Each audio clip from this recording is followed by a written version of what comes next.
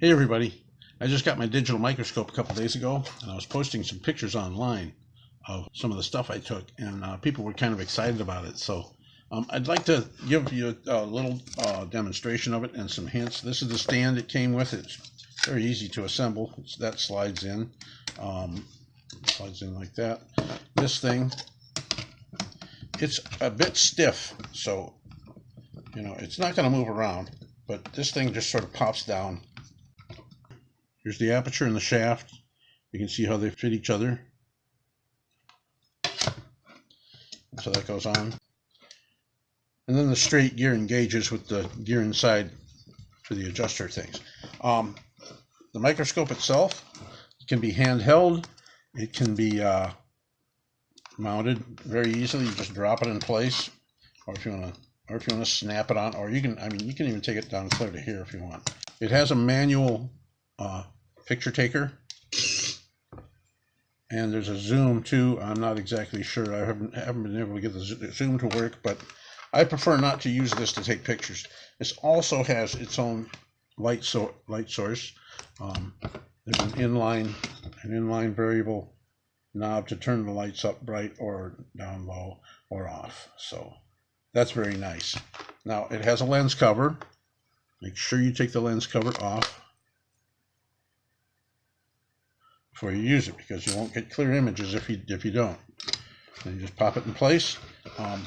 Put it in so that this adjuster wheel is facing you when you're looking at it like this, okay?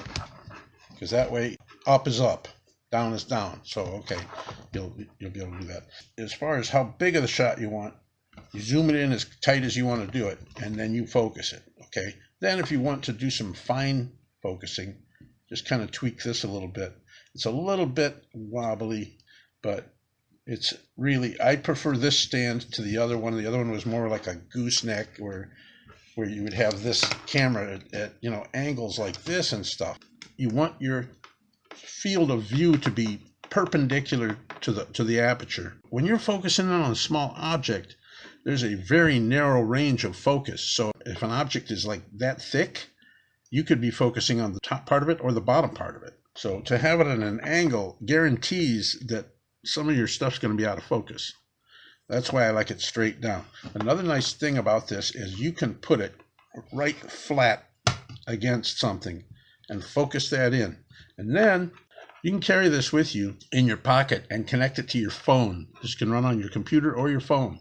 So that means you can look at anything that you touch. When you lay it down flat on something, then it's always in focus when you put it against something. So that's nice. That's nice. I like that. Take some pretty good photos. I'll show you a few photos in a little while. Now I want to give you some advice on using it. When you've got something down tight and you're trying to move stuff around, I'll tilt it up a little bit. Like if you got something under here and it's hard to get to and you're trying to move it around with a pencil and stuff to get to it, put your subject matter on a piece of paper like this. Put it on a piece of paper, and then you can move the paper around, and that makes it much easier to move around your subject matter. Another thing, when I photographed a BB, I put it on a magnet. So that made it easy. So then you can put the paper down first, and then put the magnet in place, and then you can move the paper around and position your subject matter. I tried to show egg, and I got a lid from a milk container and inverted the lid and set the egg inside that so it wouldn't roll around. So there's some little advice on how to keep your subject matter in place or make it easy to move around. So anyway, nice little microscope, around 20 bucks. Works with the computer, with your phone, has its own light source. Stand is decent. You got to download a piece of software for your phone. It comes with a driver disc for your computer. Don't go touching it. Don't try to clean it with alcohol. That's bad news. Alcohol will eat plastic, so don't do that. Make sure you keep the lens cover on when you're not using it. This came from Walmart. I ordered online. It's here in just a few days, and basically this is it. You get the driver disc.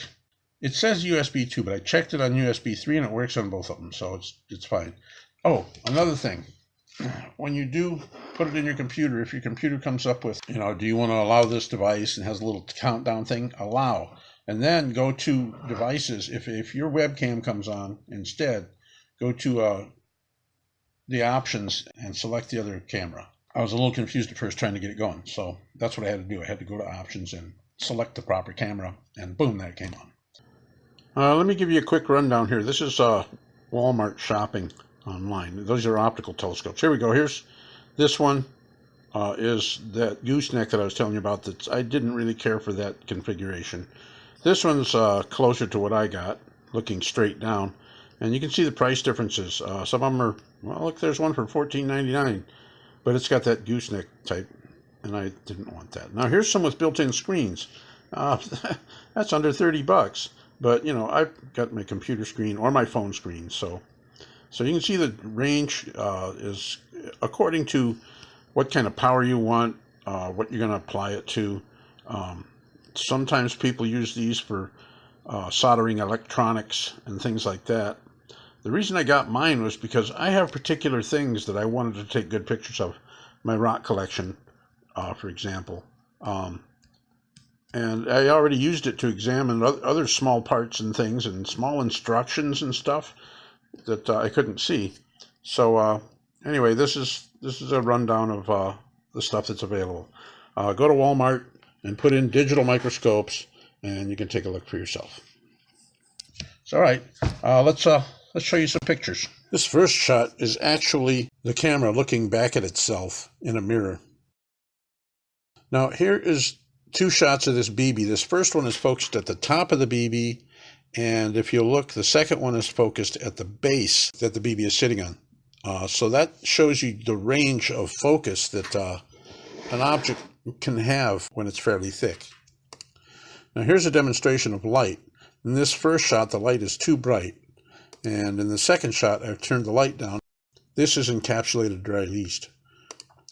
Here are some salt crystals. Here is Himalayan pink salt crystals at the same magnification, so the salt crystals are much smaller. Here's some sugar crystals. Here's a grain of rice with some black pepper on the left and some cayenne pepper on the right. There's black pepper chunks at a higher magnification and the cayenne pepper. Here's some dill weed. Here's some garlic. Here's a single clove. Now, here are some shots of some of my gem collection. This is Mexican crazy lace agate. There is an emerald crystal. Actually, there's two of them inside of emerald matrix. That stone is probably only maybe a little bigger than a ½ inch big. Here's a piece of fire agate. Very nice stone. This is either a cubic zirconia or a zircon, and I'm not sure which. Here's some hair on skin. And another picture. Look how wide the shafts, you can actually focus in on them. Pretty cool. Here's the back of a penny, and if you look real close, you can see Abraham Lincoln sitting inside there. Pretty neat. Here's a line drawn from the tip of a pencil. There's a tip of a toothpick. Here's a small paintbrush. Here's the end of a Christmas bulb. This is the point in the eye of a peacock feather. And here's a close-up of the narrow part of the shaft near the top of the feather and some of the branches coming off of it. This is just below the eye area. Here's the resolution on your cell phone. Here's the crimped end of a micro USB. Here's Abe Lincoln on the back of a $5 bill. And here's his eye from the front. And if you look at the edge of a $5 bill, look what's in the pattern. Can you believe that? And here's the area where the color shifting ink is in the lower right corner of the front of the bill.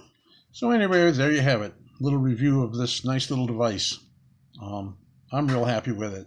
So I hope this was informative, and I hope that if you decide to get one of these, make sure you shop around for what you exactly want. Think about the practicality. Think about the fact that this is so portable, and the ones with the screens are not. But anyway, for whatever your need is, shop for that one. And I hope you enjoyed this. So Thanks for watching. Have a great day.